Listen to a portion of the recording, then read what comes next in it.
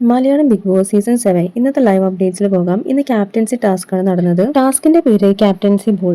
പല നിറങ്ങളിലുള്ള ബോളുകൾ വേർതിരിച്ച് ഒരേ നിറങ്ങളിലുള്ള ബോളുകൾ 4 നിരകളിൽ ആക്കുക. ഇതാണ് ടാസ്ക് വരുന്നത്.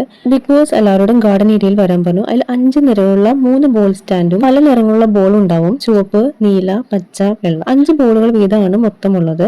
മൊത്തം 20 ബോൾ 4 നിരകളിൽ മിക്സ് ചെയ്ത രീതിയിലാണ് ഉള്ളത്. ബോൾ സ്റ്റാൻഡിന്റെ സെന്ററിൽ മാത്രം ഒരു ബോളും ഉണ്ടാവില്ല. ബോൾ ക്രമീകരിക്കാൻ വേണ്ടിയിട്ടാണ് അത് ചെയ്തിരിക്കുന്നത്. 4 നിരകളിൽ ഒരേ കളർ ക്രമീകരിക്കുക. ഏറ്റവും അവസാനം മഞ്ഞ നിറത്തിലുള്ള മധ്യനിര ഒഴിച്ചിടണം. ഓരോ നിരയിലും മുകളിലത്തെ ബോളുകൾ മാത്രമേ മറ്റു നിരയിലേക്ക് ആക്കാൻ പറ്റുകയുള്ളൂ.